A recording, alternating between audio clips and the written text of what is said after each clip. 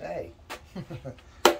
Did that video yesterday on the Israeli general contractors, and when I got up this morning I was thinking about it, and I went on YouTube and started looking at stories of bad contractors. I was actually pretty surprised at how many were out there. Nothing specific with those guys. And while I was looking at this stuff, I was thinking about it. I was like, well, I got to put out there that, I'm not perfect. I don't think I'm perfect about anything. I've got several clients, repeat clients. I've done a lot of art, furniture for these people, and these things have come out perfect, and I would be talking about, look at this, it came out perfect, and they would repeat back to me things like, well, perfect is good enough. But the reality is not everything's perfect.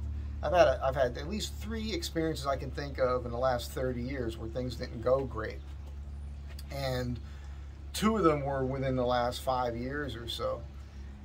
But when I was looking at these videos, there was a couple videos that popped up from this show, Catch A Contractor, with Adam Carolla. And I just thought you guys would enjoy a little story time, because I was up for that show, to be the part of the guy that was the contractor on that show. And they made the right choice. That guy's way better looking than I am, way more coiffed, probably cares about that sort of thing, and he's an actual contractor, so good for him.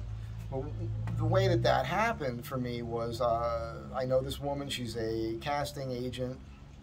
She called me one day and didn't even ask me. She just said, just go down here and basically audition for this part. It's perfect for you.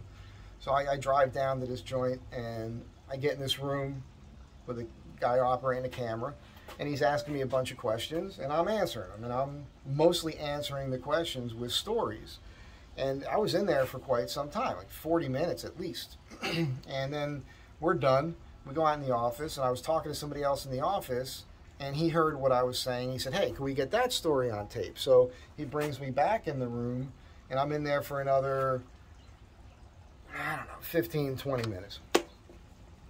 Come back out, bullshit for a while. We all have a great time, and I leave. Don't think anything of it.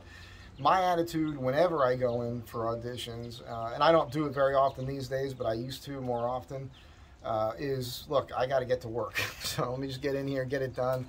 I'm never the hungry guy, like I need this. If it happens, great. So a few days goes by, and she calls me. You normally never hear anything.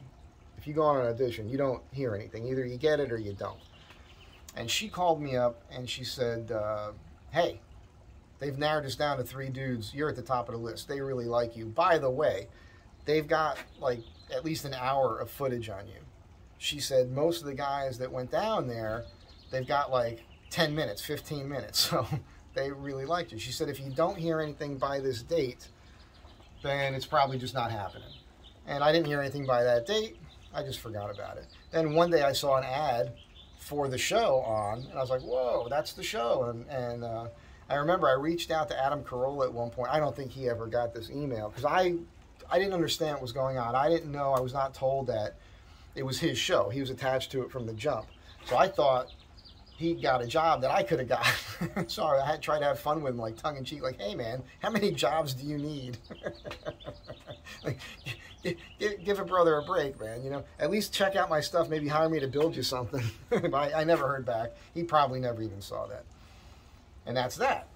So I just figured that reminded me of that story. I thought you guys would enjoy that. And, back to things not going perfect.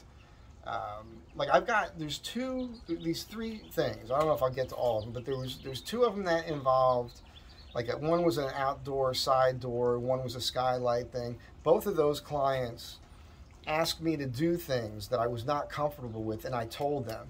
Like on the skylight thing, it was, hey, this skylight's supposed to have a trim kit for the roof. She's like, well, I think we could put it in and not need it, And I said, well, you should. At the very least, you should have a roofer come. I'll put the skylight in. I'll trim it out. I'll do the drywall. It'll be perfect. And it was. Came out great. And I did a really good job, I thought, of sealing everything up top. The thing is that like a couple years later, she was trying to get in touch with me, and I went through a weird phase where I didn't have my phone. I had to get a new phone with a new phone number. And it was right at that moment. At the same time, I was on the road, and I had a problem with my server, and I couldn't access my email. So she was trying to get a hold of me, and I never got any of the messages. I later ran into her and her husband with their kids on bikes, I don't know, a year or so later, and she's like, what happened to you? I said, I never got anything. She goes, well, I sent you the, I said, well, I never saw it.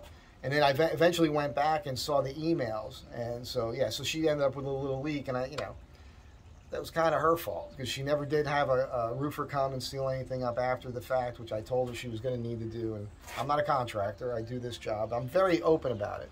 The other job was a guy, they had water leaking into their house on the side door, and it was a round top window, round top door, original to the structure, that was 99 times out of 100, if your door is sticking, you got the hinges here and it's swinging in, it'll start hitting the jamb at the top. 90 times out of 100, what you need to do is pull a screw at the hinge and put a longer screw in and angle it so you're getting into the framing, and that'll suck your door up and take care of it.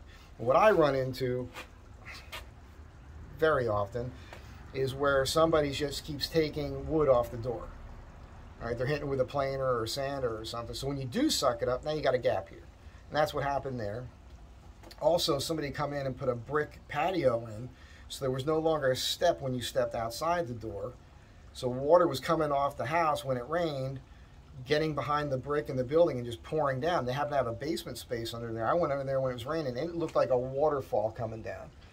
So I had to figure out, all the joists were rotted. I had to take all the, in this hallway, I had to take all the floor joists out, replaced all the framing with green wood, pressure treated just to be on the safe side, put new subflooring, had a flooring guy come out, put a new floor in. I made a custom white oak threshold that went over the brick to keep that from happening, had to fix some trim, but I told them, I said, you need that, they knew they had to have it painted and sealed with caulking and everything, and that's, I say, painter, get your paint over here, he'll do all that.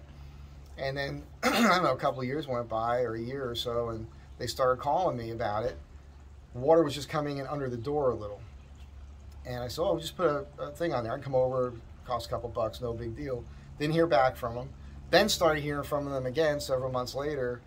And I asked them, I said, well, what happened? Did you ever get that? They never had anybody come out and finish it as far as the painting and everything else goes. But they said that they would. So that led to other issues. And it was one of those situations where right from the beginning I said, you really should replace this whole door, which is not easy and it's not cheap. And the other thing was this, your big problem is this patio that was incorrectly installed. This is causing all your problems. It should be ripped up. Both of those things were very expensive, so they just didn't want to spend the money on really correcting the problem. My other issue was another client I had over the hill who was an editor, big time movies. And she was with a fella at one point that I knew. I did his office, did a bunch of custom furniture for his office in the late 90s. And then they called me in and I took a wall down and I, big opening, big beam, and I covered the lag head screws with like what looked like end grain pegs of walnut, so it looked like it was mortise and tenon, like a green and green house. Beautiful. They loved it. Put a floor in, did a bunch of stuff for them, and she would call me from time to time to do things. I did a editing bay desk for her out of African mahogany. It's featured on my website in the How It Works section, MikeZDesign.com. So you can see the pictures of that there. And she was always happy with everything I did. She had a stairway when you walked into the house that had a closet under it. So you had to walk around that to get to the other back side of the house. It was a very narrow opening, and I always told her it'd be better if that wasn't there and you had open stairs with treads that you could see through without the closet underneath, because it would open up the space. So she wanted me to do that at one point. Years went by. She called me up to do it. And I, got the deposit. I do a thing. Some people will say never give more than 50% of a deposit for a project. My way to protect myself is I do 2/3 up front. It's hard sometimes with people to accept that, but that's just how I am, because I'm covering myself. If something goes bad, which doesn't normally happen, these are 3 instances where things didn't go great in 35 years of doing this stuff, so I got a pretty good track record. But if something doesn't go great, I could walk away from it and I'm not losing my time and everything else.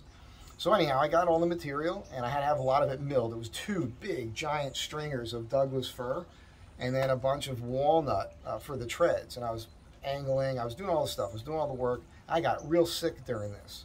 and I was doing other things at the same time, and it was taking longer than she wanted it to. And she was stressed out. She was working on a film at the time, and she took out her frustration and anger and anxiety kind of on me. She wanted to get that done, and I just couldn't get it done quick enough for her, and she just lost her cool and said, hey, just bring all that stuff to the house and just we'll cut ties. And so I did that. I still feel bad about it. There's actually a picture folder of it with the drawings and the pictures of the work I was doing on the Mike Z Design Facebook page in the picture folder section. But those are the only 3 situations I can come up with off the top of my head where things just really didn't go so well. I really go out of my way to communicate as much as I can, show you what I'm doing, tell you why I'm making decisions I'm making, and most of the time I'm not doing well on my end. It might seem like it. It might seem like you're paying a bunch of money, but when you really factor in the time I'm putting into it and what the materials are costing and everything else, in the end, I kind of lose money on my own time, and that's not great. I'm a little burnt out on it too. I'd like to work myself into something else, to be perfectly honest with you. But I just thought you'd enjoy these stories, and there's a few tips in there, and I thought you might enjoy the Catch A Contractor story, because that could have been a fun thing to get into. Again, I think they made the right decision there, and the show didn't really last that long anyhow. It'd still be on the air if I was there. Anyhow, have a great time. Be good to one another. Next time.